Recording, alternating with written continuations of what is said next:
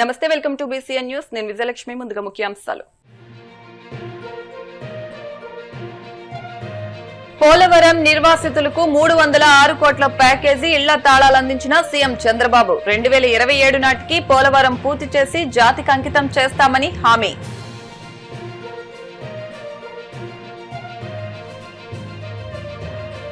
జనసేన సభ్యత్వ నమోదు, పవన్ కళ్యాణ్ ఆశయాలను ప్రజల్లోకి తీసుకెళ్లే ఒక గొప్ప యజ్ఞం. మంత్రి పీఏసీ చైర్మన్ నాదెండ్ల మనోహర్ ఉద్వేగభరిత ప్రసంగం.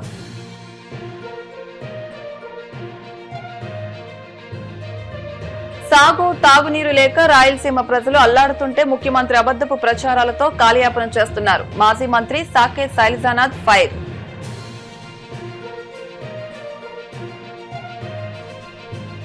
ఈ నెల 19న గూడూరులో జరిగే మినీ మహానాడును విజయవంతం చేయండి. నాయకులు, కార్యకర్తలు, అభిమానులకు పిలుపునిచ్చిన ఎమ్మెల్యే సునీల్ కుమార్.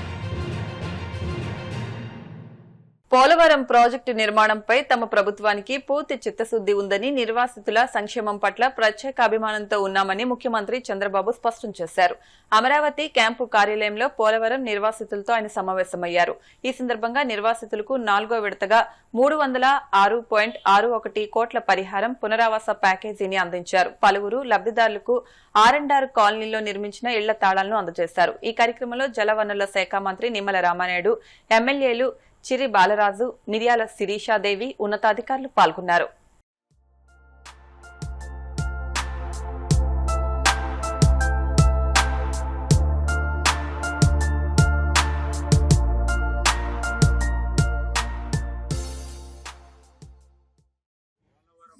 జీవనాడి ఆంధ్రప్రదేశ్ రాష్ట్రానికి. అందుకే ఆ రోజు గౌరవ ముఖ్యమంత్రి నారా చంద్రబాబు నాయుడు గారు 2014, 2019 5 సంవత్సరాల్లో ప్రతి సోమవారాన్ని పోలవరం పేజీగా మార్చుకుని 72% ఆ రోజు పూర్తి చేసినటువంటి పరిస్థితి. ప్రభుత్వం కనుక కంటిన్యూ అయ్యి ఉంటే 2020, 2021 కల్లా పోలవరం పూర్తయి ఆ గోదావరి వరద జలాలు అటు ఉత్తరాంధ్రకు ఇటు రాయలసీమకు ప్రయాణిస్తుండేవి. దురదృష్టం, ప్రభుత్వం మారింది. పోలవరం విధ్వంసానికి గురైనటువంటి పరిస్థితి, డయాఫ్రమాల్ ధ్వంసమైనటువంటి పరిస్థితి.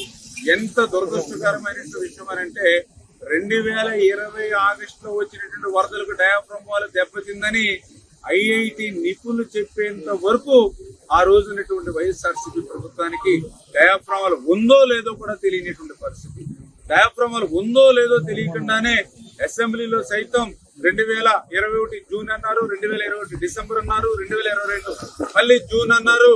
మరి ఆఖరికి డయాఫ్రమాల్ ధ్వంసమైన తర్వాత, పోలవరం విధ్వంసమైన తర్వాత మరి ఆ రోజునటువంటి ముఖ్యమంత్రి, ఆ రోజునటువంటి ఇరిగేషన్ శాఖ మంత్రులు చెప్పారు పోలవరం ఎప్పటికి పూర్తవుతుందో తెలియదు అని. పోలవరాన్ని ప్రశ్నార్థకం గత ప్రభుత్వం చేసేస్తే మళ్ళీ కూటమి ప్రభుత్వం అధికారంలోకి వచ్చిన తర్వాత చంద్రబాబు నాయుడు గారు ముఖ్యమంత్రిగా ప్రమాణ స్వీకారం చేసిన తర్వాత ఆయన మొట్టమొదటి క్షేత్రస్థాయి పర్యటన పోలవరం పెట్టుకున్నారని అంటే ఆ పోలవరానికి ఆయన ఇచ్చినటువంటి ప్రాధాన్యత మనందరికీ అర్థమవుతుంది. 2019, 2024 5 సంవత్సరాల వైసీపీ పాలనలో నిర్వాసితులకి ఒక్క నయా పైసా కూడా జమ కాలేదు అని ఇవాళ నిర్వాసితులే చెప్తూ ఉన్నారని అంటే గత వైఎస్ఆర్సీపీ ప్రభుత్వం నిర్వాసితుల్ని కూడా ఎంత వంచనకు గురి చేసింది, ఎంత దగా చేసిందో మనందరికీ అర్థమవుతున్నటువంటి పరిస్థితి. కేంద్రం రియంబర్స్మెంట్ చేసినటువంటి 3,800 కోట్ల రూపాయలు కూడా పోలవరానికి ఖర్చు పెట్టలా, పోలవరం నిర్వాసితులకి ₹1 వల్ల ఆ పోలవరానికి ఇచ్చినటువంటి డబ్బుల్ని కూడా గత ప్రభుత్వం మరి మళ్లించేసింది అని అంటే, దారి మళ్లించేసింది అని అంటే రైతుల్ని ఎంత నెట్టేట గత ప్రభుత్వం ముంచిందో, నిర్వాసితుల్ని ఎంత నెట్టేట ముంచిందో మనందరికీ అర్థమవుతున్నటువంటి పరిస్థితి. ఈ రోజు కూడా క్లియర్ గా చంద్రబాబు నాయుడు గారు చెప్పారు, ఏదైతే 2027 మనం ఖరీఫ్ సీజన్ కి ఏదైతే పోలవరం ప్రాజెక్టును పూర్తి చేసి చంద్రబాబు నాయుడు గారు ముఖ్యంగా మరి మన ప్రీతమ ప్రధాని నరేంద్ర మోడీ గారి చేతుల మీదుగా ఆ పోలవరాన్ని జాతికి అంకితం చేయాలని ఏదైతే అనుకుంటున్నారో దానికి ముందుగానే ఈ నిర్వాసితులను అందరినీ కూడా మరి క్లియర్ చేయాలి, వాళ్ళందరికీ కూడా R&R గాని ల్యాండ్ ఎక్విజిషన్ అన్ని పూర్తి చేయాలని ఇవాళ చంద్రబాబు నాయుడు గారు కూడా స్పష్టంగా అటు అధికారులకి మాకు కూడా స్పష్టమైనటువంటి ఆదేశాలు ఇవ్వడం జరిగింది. 1A ఫస్ట్ ఫేజ్ కింద మనం రేపు 2026 ఆగస్టుకి, అదేవిధంగా 1B కింద 2027 మార్చి కల్లా ఈ యొక్క 41.15 మీటర్స్ కాంటూర్ అంతటికి కూడా నిర్వాసితులే మరి వాళ్ళకి రావాల్సినటువంటి R&R గారి న్యాయస్థానంతో కూడా కాలనీలు గారి పూర్తి చేయాలని చెప్పేసి ఈరోజు చంద్రబాబు నాయుడు గారు మాకు ఒక లక్ష్యం జనసేన పార్టీ సభ్యత్వ నమోదు కేవలం ఒక సంఖ్య కాదని అది పార్టీ విలువలను అధినేత పవన్ కళ్యాణ్ ఆశయాలను ప్రజల్లోకి తీసుకెళ్లే ఒక గొప్ప యజ్ఞమని మంత్రి పీఏసీ చైర్మన్ నాదెండ్ల మనోహర్ పేర్కొన్నారు. మంగళగిరిలో జరిగిన పార్టీ కార్యక్రమంలో ఆయన పాల్గొని జన సైనికులను ఉద్దేశించి ఉద్వేగభరిత ప్రసంగం చేశారు. జనసేన పార్టీ ఆవిర్భావం నుండి నేటి వరకు కార్యకర్తలు పడుతున్న కష్టాన్ని, పార్టీ ఇస్తున్న భరోసాను ఆయన వివరించారు. పార్టీ సభ్యత్వ నమోదుపై కీలక గణాంకాలను వెల్లడించారు. ఏటా సభ్యత్వాల సంఖ్య గణనీయంగా పెరుగుతుండడం పార్టీ పట్ల ప్రజల్లో ఉన్న ఆదరణకు నిదర్శనమని చెప్పారు. ఈ సమావేశానికి మనందరినీ ఒక అద్భుతమైన నాయకత్వం ఇవ్వడమే కాకుండా మన భవిష్యత్తుని తన బాధ్యతగా ప్రజల్ని ఒక రాజకీయంలో మార్పు తీసుకురావాలి, ఈ వ్యవస్థలో ఒక మార్పు తీసుకురావాలని అల్పెరగని పోరాటం చేసిన జనసేన పార్టీ అధ్యక్షులు, ఆంధ్రప్రదేశ్ రాష్ట్ర ఉప ముఖ్యమంత్రి గౌరవనీయులు పవన్ కళ్యాణ్ గారికి, అదేవిధంగా ఈ సమావేశానికి విచ్చేసిన గౌరవ మంత్రివర్యులు దుర్గేష్ గారికి, గౌరవ పార్లమెంట్ సభ్యులు బాలశౌరి గారికి, ఉదయ్ గారికి, ఇక్కడ విచ్చేసిన గౌరవ శాసనసభ్యులు, శాసన మండలి సభ్యులు, వివిధ కార్పొరేషన్ల చైర్మన్లు, డిసిసిబి అధ్యక్షులు, పిఏసిఎస్ చైర్మన్లు, డైరెక్టర్లు, వివిధ స్థాయిలో రాష్ట్ర వ్యాప్తంగా జనసేన పార్టీ ప్రస్థానంలో ఒక నమ్మకంతో నడిచిన మన ఉద్యమి సభ్యులు, ఈ కార్యక్రమం వెనక ఎంతో కృషి చేసిన అనేక విభాగాలు, వ్యక్తులు, వాళ్ళందరినీ ప్రత్యేకంగా నేను ఈ సందర్భంగా మనస్ఫూర్తిగా అభినందిస్తున్నాను, ఆహ్వానిస్తున్నాను. జనసేన పార్టీ ప్రయాణం 2014లో మన పార్టీ అధ్యక్షులు స్థాపించినప్పుడు 150 మందితో మనం ప్రారంభించుకున్నాం. ఆ రోజు నుంచి ప్రతి కార్యక్రమంలో ప్రతి అడుగు తన సొంతంగా భావించుకుని నిలబడిన జన సైనికులు, వీర మహిళల్ని ముందుగా శిరస్సు వహించి నమస్కరిస్తున్నాను. సభ్యత నమోదు కార్యక్రమం అంటే ఒక సంఖ్య కోసం కాదు, అందులో ఉన్న విలువలు, పవన్ కళ్యాణ్ గారు చేసిన ఈ ప్రస్థానంలో భాగస్వాములు అవ్వాలని 10 మంది దగ్గరికి వెళ్ళి పార్టీ సిద్ధాంతాల గురించి చెప్పి ఏ విధంగా సమాజంలో ఒక మార్పు కోసం, ఈ రాజకీయ వ్యవస్థలో ఒక మార్పు కోసం ఏ విధంగా యువతలో ఒక స్ఫూర్తి నింపాలని ఆయన ప్రయత్నం చేస్తున్నారో ఆ ఆలోచనని ప్రజల్లోకి తీసుకెళ్లాల్సిన బాధ్యత తీసుకుని వెళ్ళిన సాధకులు, ఉద్యములు, వీళ్ళందరూ కూడా నిలబడింది ఈ కార్యక్రమంలో భాగంగా. ఏనాడు కూడా స్వార్థంతో పనిచేసిన వ్యక్తులు కాదు. ఎందుకంటే ఈరోజు మనం చేసిన ఈ ప్రస్థానంలో 2020లో మొట్టమొదటిసారి మన 500 రూపాయల సభ్యత్వం ప్రారంభించినప్పుడు 4748 ఆ రోజున్న మన వాలంటీర్స్ క్షేత్రస్థాయిలో పర్యటించి అతి కష్టం మీద 94,024 సభ్యత్వాలు చేయగలిగాం మొట్టమొదటి సంవత్సరం ఆంధ్రప్రదేశ్లోను, తెలంగాణలోను. రెండో సంవత్సరం మీ అందరికీ తెలుసు, కోవిడ్ పరిస్థితులు ఉండినాయి, ఇబ్బందికరమైన పరిస్థితులు, ఎక్కడ చూసినా కుటుంబాలు తుడిచిపోతున్నారు. గతంలో మనం చేసిన సేవా కార్యక్రమాల్ని కొనసాగిస్తూ సభ్యత్వ కార్యక్రమం మాత్రం ప్రాధాన్యత ఇచ్చుకుంటూ మీరందరూ కూడా నిలబడిన స్ఫూర్తి ఎవరు కూడా మర్చిపోలేం. ఫిబ్రవరి 2022లో ప్రారంభించిన కార్యక్రమంలో 8,696 మంది వాలంటీర్స్ కృషి చేసి 3,27,000 సభ్యత్వం ఆ రోజులోనే మనం చేయగలిగాం. తర్వాత ఫిబ్రవరి 2023లో 9,275 మంది వాలంటీర్స్ 5,58,930 సభ్యత్వం ఆంధ్రప్రదేశ్లోను, తెలంగాణలోను తీసుకురాగలిగాం.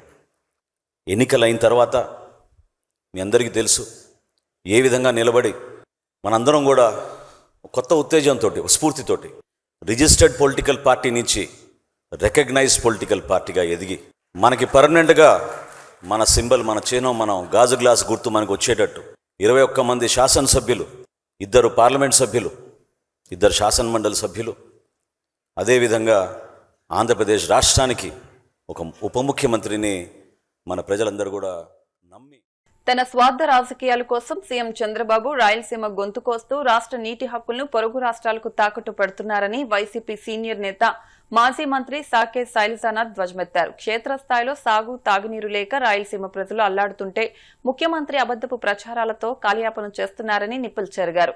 తెలంగాణ సీఎం రేవంత్ రెడ్డి ఒత్తిడికి లొంగి రాయలసీమ లిఫ్ట్ ఇరిగేషన్ ప్రాజెక్టును ఆపేసిన చంద్రబాబు ఇప్పుడు ఏకంగా 120 టీఎంసీల తెలంగాణ అక్రమ ప్రాజెక్టులకు విశాల దృక్పథం పేరుతో బ్లాంక్ చెక్ ఇస్తున్నారని మండిపడ్డారు. నీళ్ల వల్ల కొన్ని వందల ఎకరాల్లో చీనా చెట్లు ఎండిపోతా ఉన్నాయి. నీళ్లు ఎక్కడిచ్చారో చెప్పాలి. మీరు ఊరికే అదొక స్లోగన్ లాగా మాట్లాడుతూ ఉంటారు. మీరు ఎన్ని మాట్లాడినా మీ మనసులో మాట రాసిన పుస్తకం లాగే మీరు వ్యవసాయం అంటే మీకు నచ్చదు. మీకు ఈ రోజు ఎండిపోతున్న పంటలు, అట్లా ఎండిపోతున్న హార్టికల్చర్ సంబంధించిన మొక్కలు, రేట్ లేకుండా రోడ్డు మీదే వ్యవసాయ ఫలాన్ని పెట్టిన రైతాంగం మొక్కజొన్న రూపేనా మిగతా వరి రూపేనా కనిపిస్తుంది మీకు. వెళ్ళండి, ఎక్కడి దాకా వెళ్ళండి. అట్లా వెళ్ళకుండా ఊరికి చేసిన డయాసుల నుంచి మాట్లాడుకుంటూ పోతా ఉంటే చూడ్డానికి రాయలసీమ వాళ్ళగా బాధగా ఉంటుంది మాలాంటి వాళ్ళకి. బాబు గారు, మీరు గమనిస్తున్నారో లేదో, మీ నాయకత్వంలో, మీ ఆలోచన విధానంలో కానీ మీ యొక్క ఈ రోజున పరిపాలన ప్రవర్తనలో రాయలసీమకు అన్యాయం జరుగుతూ ఉంది. రాయలసీమ ప్రాంతానికి ప్రధానంగా కావాల్సింది నీళ్లు.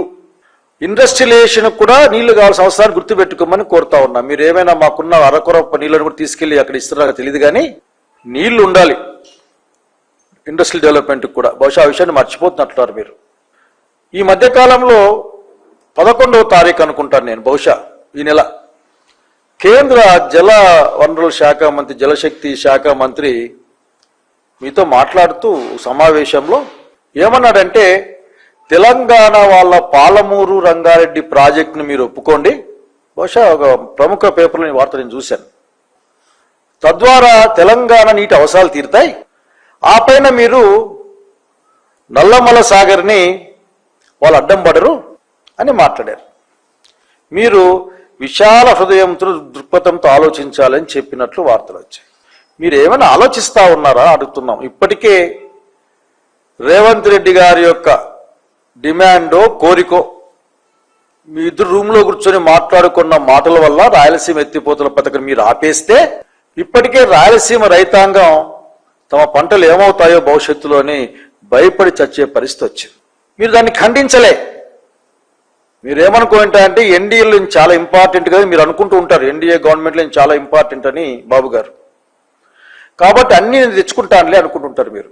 మీరు ఇంతవరకు తెచ్చిందంటూ ఏంది లేదు ఈ రాష్ట్రానికి. ఉత్తరాంధ్ర రాయలసీమ ప్రత్యేక ప్యాకేజీ లేదు, ఈ రాష్ట్రానికి ప్రత్యేక ప్రతిపత్తి లేదు, రాష్ట్రానికి ప్రత్యేక స్పెషల్ కేటగిరీ స్టేటస్ కూడా లేదు. ఇవన్నీ మాకు గుర్తుకున్నాయి, ప్రజలకు కూడా గుర్తుకున్నాయి. మాట్లాడకపోయేంత మాత్రాన మర్చిపోయి అనుకోబాకండి మీరు. మీకేమైనా అర్థమైందో నాకు అర్థం కావడంలే. దాదాపు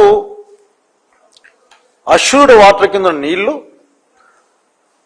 పాలమూరు దిండికి రంగారెడ్డికి 90 టీఎంసీలు, దానికి అసోసియేటెడ్గా ఉన్న అటాచ్డ్గా ఉన్న దిండి ప్రాజెక్టుకి 30 టీఎంసీలు, దాదాపు 120 టీఎంసీల నీళ్లు మీరు అక్కడ ఇమ్మని ఆయన చెప్తే మీ దగ్గర నుంచి ఖండన ఏమి లేదు.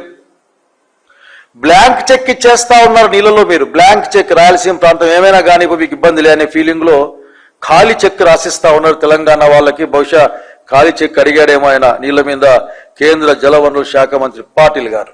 అక్కడి నుంచి మీరు పోగొట్టుకుంటే వచ్చే నష్టం ఎవరికి?